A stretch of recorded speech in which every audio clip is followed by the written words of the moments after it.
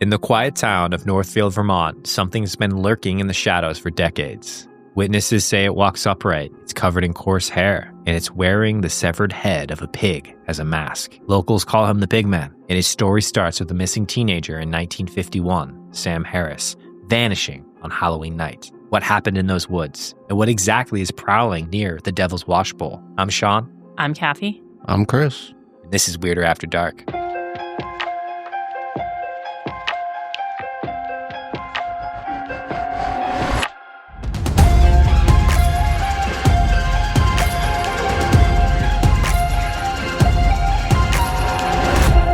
Well, your teaser terrified me. Yeah, I was a little creeped out with the teaser. This story is a little creepy, but also fun. It's a fun one where it's going to be lighthearted at times. You're going to have a couple laughs. You're going to have a couple like, what the fuck moments. So I promise you, it's not all death and gore. Okay. But there is some death and gore. Cool. Cool. Cool. But before we dive in, speaking of cryptids, Bigfoot. Yeah. There was a recent sighting just yesterday in fucking Michigan of Bigfoot. Kathy, you're smiling. Okay. You don't believe in Bigfoot? I have said in numerous episodes, the cryptid... Cryptids aren't real. Yeah. I mean, But Bigfoot even? But, I've never seen one. And until I see one, I guess I'm open to the possibility that it could be real. Come on, you gotta believe. You gotta have some hope deep down. Bigfoot's out there and he's waiting for you. I'll tell you what, it was the third, no, it was the fourth time I saw Bigfoot for myself. That's it. Yes. That's it. That's the energy we need right now. Okay. I thought maybe we could do like an interesting open and just kind of react and read to the most recent Bigfoot sighting and see what happens. Sure. So I've got it pulled up. Gang, if you are listening along and you want to fact check this, go to your local bfro.net. What does BFRO? Chris? Bigfoot Field Research I Organization. was like, does anyone know the Bigfoot stuff? And Chris was just like, Bigfoot Field Research Organization, BFRO.com. And I was like, yeah, Chris, that's what I was looking for. What do you think I do all day at work? Yeah. It's like, you think I help people? Documenting Bigfoot, bitch. It starts like this. I was bow fishing today with my son around 11:30 a.m. We walked down the creek, past 4 railroad bridges, and headed into the marsh. 100 yards into the marsh, the dog scared up something that was bedded there. Trees were shaking. We thought it was a group of deer. We continued on about 200 more yards to the creek basin in the marsh. We sat and enjoyed the wildlife for a little while. We headed back through the cattails and saw a lot of deer beds on the way to the first bridge. We heard sirens in the distance. My son said, "Do you hear those?" I sat down my bow and arrow to get out my cell phone and earbuds. I wanted to listen to the police scanner app on my phone to see what was happening. My son was behind me and the dog was off to the right. All of a sudden, I heard rustling in a tree to the left and a huge thud hitting the ground from the tree. A big, heavy animal hit the ground and crouched and started moving towards me through the bush. My dog fired off from the right toward the creature. The dog almost got to it, but the creature then shot off extremely fast through the trees and the brush. The dog chased the creature up the slope and over the train tracks. I then called for my dog to come back. My son said, "Holy shit, what was that?" Love that. That would be my reaction. Holy shit, Paul. It was as big as a bear, but it looked like a gorilla. We walked back, but we heard something crunching on the ground behind us. We left. Yeah, that's a Bigfoot. Damn. Yeah. First off, I can't imagine taking someone I love into those events and then having all this go down and be like, yeah, we saw a bunch of bedding, heard some weird shit, just kept walking. It was so loud, the trees were shaking. Yeah, like, no, you get the fuck out of there, bro. Like, am I a bitch? No, I mean, like, am I? I mean, I'm thinking, if I'm in the woods, scare me. We know that. Yeah. You moved to your place and you heard something and it was a deer and you're like, ah! No, it was a squirrel. It was a chipmunk. Oh, a chipmunk. Oh, so good. So yeah. I don't know that I would have kept walking. I don't. Yeah. Me neither. I would never go in the woods again. Well, if that makes you not want to go into the woods ever again, I think I got a story today that might do the same. You ready for this? Where's the story take place? This is in Vermont. Oh, great. Yeah, Right next door. Vermont. Awesome. I like Vermont. Yeah, Vermont. You still. You're not gonna. Yeah. But before we dive in, I want to give a quick shout out to Joseph Citro, whose book, Weird New England, you all have read that. That's what we have right here. It was a major source of inspiration for this episode. A lot of the material that we're about to hear comes directly from that book. But I also just want to note that it's not all from the book. I also stitched together other pieces of this legend that I found floating through local lore, interviews, and and, other stories throughout the internet here. So I tried to put it all together to stitch a really cool, fun, exciting story here for us. We ready to dive in? I'm ready. Let's go. Our story starts in Northfield, Vermont on October 30th, 1951. Historical weather records show that day was unseasonably warm, around 50 to 52 degrees. 10 degrees warmer than usual for late October, and it had a steady breeze of 10 to 15 miles an hour blowing from the south. 17-year-old Sam Harris had been waiting all day for the sun to go down, and at 4:46 p.m., it finally did. See, October 30th was a special day for Sam and the other kids in town. The night before Halloween was a local tradition in Northfield. They called it Picket Night, a night of rural shenanigans. We're talking egging houses, TPing trees, shaving cream fights, the works. It was the kind of mischief everyone looked forward to. And I just want to ask, did you all have any Halloween traditions? Did you do anything like that as a kid? Nah. No. I did, No, dude. you did? Did you? In Hopkinton, we got fucking wild. It wasn't the night before Halloween, but it was the night of Halloween. And one night I dressed up as a rabid squirrel. And I went out there and we had a shaving cream fight that I remember to this day. And yes, rabid squirrel, that was my costume. Okay. Don't ask what that looked like. We're moving forward. I can't erase the mental picture. Yeah. It's there forever now. Thank you. It's there for you. So Sam Harris packed a backpack full of toilet paper and eggs, left his family's farmhouse, and disappeared into the night, fully prepared for the chaos. What he found instead wasn't mischief. Something far darker took its place. It would haunt Northfield for decades, marking the beginning of one of Vermont's strangest legends, the Pigman.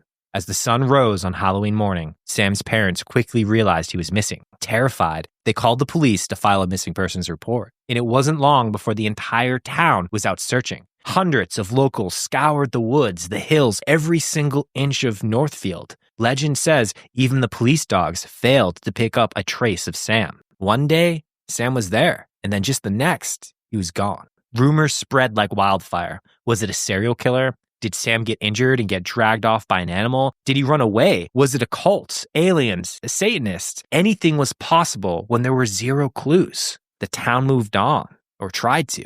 But then, 20 years later, something returned on a spring day in 1971. About 2 miles away from where Sam once lived, strange events began to unfold on a farm on Turkey Hill. Animals just started disappearing. And I'm talking dogs, cats, chickens, all of them just gone without a trace, just like Sam. But not all the animals vanished cleanly. One farmer said he found one of his goats laid out with its organs removed, but no blood, like something had cleaned it. Panic returned to Northfield. First Sam 20 years earlier, now the animals, no trace. Then came the night a local farmer heard a loud commotion in his backyard. Rural folks are used to the sound of animals digging through all kinds of shit, their trash, their compost, all this. But this noise is different. The farmer, fed up and pissed off with these noises, threw open his back doors, flipped on the floodlights. That is when he saw it. A figure, upright, about the size of a man, but not quite a man. He shouted, "Get the hell out of here!" And the thing just stood there, motionless, staring him dead in the eyes. The farmer froze. Interestingly, the figure was butt naked. As tall as a farmer, covered in long, light hair from head to toe. And its face was piggish, a long snout where the nose should be, a human body with the features of a pig. Before the farmer could speak again, the thing turned and bolted, but not on 4 legs, on 2 legs. And just like that, the Pigman of Northfield entered local legends. I told you, it's ridiculous. It's just like this naked guy with a pig head. Yes. So like some farmer got shit-faced off homemade moonshine, had a pig head, and was like, I'm gonna go drinking. Put a pig head on and got caught. The next day, another sighting surfaced. A woman reported hearing inhuman squeals and grunts in the woods behind her property. When she checked it out the next morning, she found broken branches, turned earth, and half-eaten remains of one of her pigs. And the sightings didn't stop there. At a school dance later that week, a group of panicked teens burst into the building, some of them crying. They claimed they had been pre-gaming the dance by drinking near a sandpit by the local cemetery when something came out of the woods at them. A figure that looked human, but with a swine-like face of a beast. It walked like a man, but moved with a disturbing caution. Terrified, they ran and left their drinks behind. Their story sent a ripple through the school, and one kid couldn't stop thinking about it. Jeff Hatch, Later that night, Jeff returned to the sandpit. The beers were still there, and something had clearly walked through the grass from the woods. To Jeff, that was all the proof he needed. So he and a group of teens asked themselves, if the Pigman were real, where would he live? And their answer, the local pig farm up on Union Brook Road. Inside the pig farm, they found scattered animal bones and, disturbingly, a makeshift bed of hay in the center of the floor. Jeff later said something was clearly sleeping there in the same room as dead animal bones. That's fucking creepy, right? That's gross. Yeah, That's gross. Though Jeff never found more evidence, the encounter etched itself into local memory. And for Jeff, that moment changed things. He'd gone from looking for a legend, but what he found left him rattled. But Turkey Hill wasn't the only hotspot. Another place loomed large in Pigman legend, the Devil's Washbowl. That sounds good. Yeah, I've heard of the Devil's Washbowl. Where have I heard that? I'm not sure why you've heard it, but you're about to hear it again. All right. Locals call it a road, but really the Devil's Washbowl is a narrow gorge, thick with old trees, shadowed cliffs, and the echo of running water from local streams. Even on sunny days, sunlight barely pierces its thick canopy of trees. And locals claim it always feels hotter there, like the place is holding its breath or something. I want to be clear that it is actually a road, but it's a very narrow one-lane road that connects Northfield to a neighboring town. And it does go through some rough country, so it got some good elevation, lots of trees. It looks pretty sketchy, I'm not going to lie. Complete dirt road, really, really dark and creepy. Totally need to go there. Yeah, I think we should drive it There's sometime. so many places I want to go because of this damn podcast. I I just know. don't have enough free time. Need like 3 weeks off from work Yeah. to go look at weird Yeah. places. One driver on the road reported that a creature leapt onto the hood of their car one night. The creature locked eyes for a moment before it bolted into the forest. Their description of the creature, a stark naked man with white hair and a hideous pig-like face. Telling you, man. Yeah. Now the big head's just stuck on. Yeah. But there were more encounters. The most violent encounter came when a couple went into the washbowl for some alone time. Hey. Bow, chicka, bow, bow. The young man stepped outside of his car to relieve himself and was immediately attacked. He was pinned to his vehicle by something strong and snarling. His girlfriend inside the car could do nothing but listen as the car rocked from the force of him being pinned. The boy survived, but with deep gashes across his chest and arms. He described the attacker as around 5'8" to 5'10", covered in white hair with a grotesque boar-like mug and long claw-like fingers. Not hooves, not hands, claws. Mm. Police investigated. They searched the woods. They came up empty. And then the trail went cold again. But not for Jeff Hatch. Now obsessed, Jeff led his friends into the Devil's Washbowl one summer after hearing these stories. The place, he said, felt wrong from the start. And this is a direct quote from Jeff Hatch right here. It was like stepping into another world. The temperature dropped. The air was thick. The water echoed like voices. We were there to find the Pigman, but honestly, I was more afraid of the washbowl itself. It felt alive. They never did end up seeing the creature, but they did find a cave. And inside the cave, bones. And then above them, apparently scratched into the wall, was a crude figure with a pig-like head. Nearby, they even found hoofed footprints inside of the mud. And now, with these details, the profile is getting clearer and clearer. We now have a 5'8" to 5'10", pig-headed creature, long claws for hands, hooved feet, covered in pale hair, and weirdly, always naked. Vermont doesn't have wild pigs running around. They do not. This is This is weird, Yeah. right? This is weird. Isn't there a demon that is like that has hooved feet and claws? I don't know. I don't up know. on my demons. But it sounds right. I don't know if it. I don't think it has like a pig head though. Yeah. Oh, if anyone knows demons, it's Kathy. I'll take it as fact.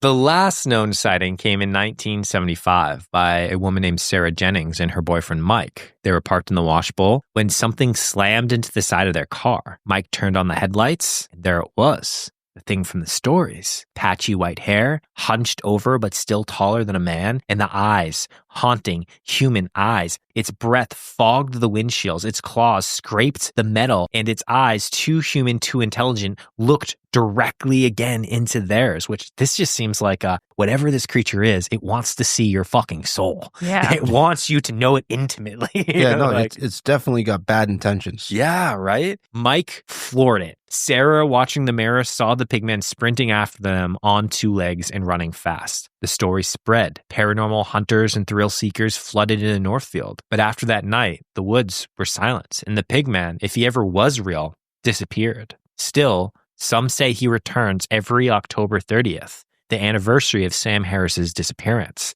So what happened, right? What do we make of all these stories, right? Of this pigman? Let's talk about some theories. The first one, satanic ritual. Some say Sam Harris stumbled upon something he shouldn't have that night that he went missing. People in the woods doing some type of worship, something went wrong, they saw him, they sacrificed Sam himself and turned him into this creature. Others say he maybe even became the pigman through a deal with the devil itself. This one's a little fucking weirder. Theory 2. Apparently... You're going to get weirder? Yeah, dude. All right. Apparently there's a story about a butcher who one day, as he was butchering, had a freak accident and his face got completely mangled by his own knife. This butcher apparently got mocked and humiliated and in his own shame retreated into the woods where he apparently lost his mind and eventually became the pigman himself. I'm sorry.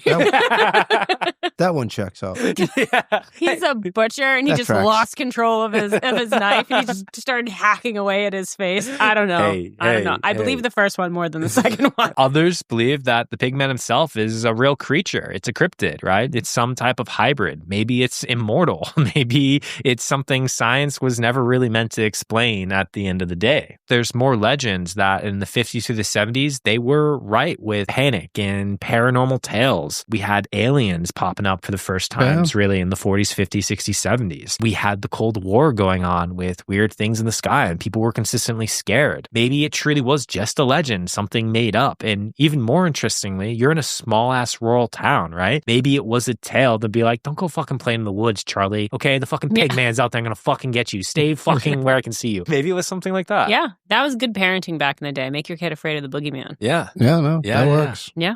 There's another theory about an escapee. Some claim the pigman wasn't legend at all, but it was an escapee, that something was being tested in those woods, something not entirely human from the government, and maybe it escaped. That would also fit for that timeline. Yeah, I like that. I like that answer. So those are some of our lighthearted and fun theories. All right, so pretend like this thing's real, Yeah. right? That's the only answer you can give. Mm-hmm. Which one of those speaks to you? To me, And legend's not an option, so Yeah, take it off the yeah, board. I like this idea of Sam Harris going missing and then falling to some satanic ritual where he was like sacrificed or something to the devil and turned into the pigman and left to like roam the woods. That to me is a banger of a Yeah. legend. So that's where I would go. I agree. I think that's like the more fun theory. Yeah. I like that one. Yeah. You see, I think government has been experimenting on hybrids and genetic mutations, and if something got out Okay. and was terrorizing the woods, Yeah. I mean, I did originally think like maybe it was like the drunk guy being like, I'm going to go streaking and put on a pig head. Yeah. Yeah. Honestly, that might be the most believable. That makes the most sense. Yeah, like that was actually like how it all started. Yeah. I'm going to cut off a pig's head, put it on my head, run around Yeah. naked. Yeah. Yep. I mean, you Yep. drink enough moonshine, anything's yeah. possible. Yeah, when in Vermont.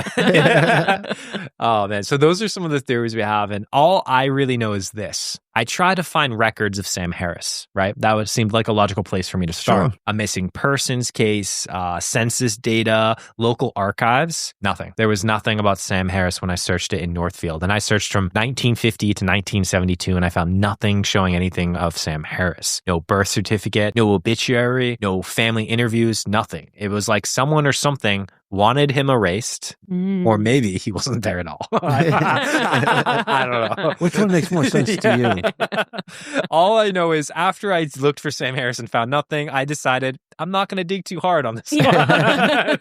Because honestly, I truly believe this. Some stories don't need to be found out. They don't need to be torn apart to find out whether they're true or not real. I think it's more fun sometimes to like relish in the legend of something cool or something fun. It is truly a creepy story, right? It is. Yeah. It is.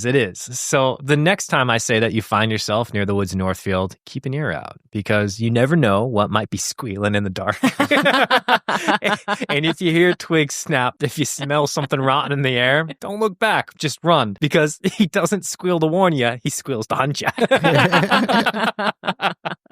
And that's my story of the Pigman. I love it. I love the Pigman. Oh God! I told you this was gonna be fun, and Yeah. my heart hit. This is good. But yeah, I don't know. What do y'all think? I like it. You know why I like it? Because I do think like today we don't have stories like this anymore because you can fact check it. You can sit there and you can go online and you can debunk everything. And we don't have just fun, spooky stories anymore because you can check everything. Yeah, something to be said for pre-Google storytelling because you can't deny it. It's somebody claimed it to be true. And then every time someone tells it, it gets changed just a little bit. Added to. Yeah. Oh, I saw it too. Yes. Right. Yeah, it makes it real. Yep. I do want to say, though, that in Joe Citro's book, he did interview people, and Jeff Hatch was one of them, and they believe they saw something. They believe something is true. There is a naked man wearing a pig mask or having a pig face inside of Northfield, Vermont. So to them, it's real. Kathy, Chris, I hope you enjoyed this story. It was a lot of fun.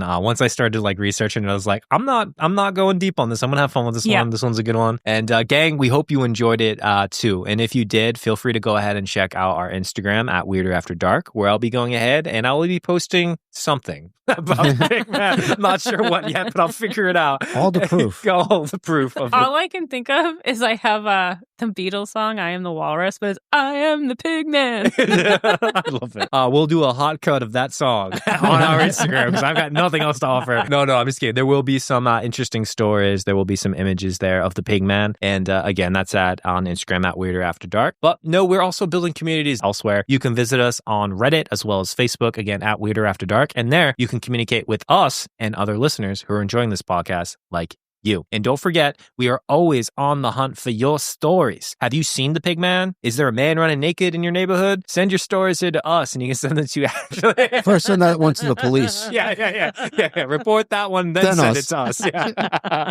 But you can send those stories of ghosts, Pigman, naked people in your yard to the gang at weirderafterdark.com. Sean will be filtering through all the naked people photos. No photos. Please, I don't want the photos. No, I didn't know. I said stories, not photos. No. Please do not send photos. If you're liking this shit, if you're loving this shit, the best thing that you can do to help us is to share this shit with someone you know and someone you love. It'd mean the world to us. And remember, it always gets a little weirder after dark. Bye. Thank you, guys.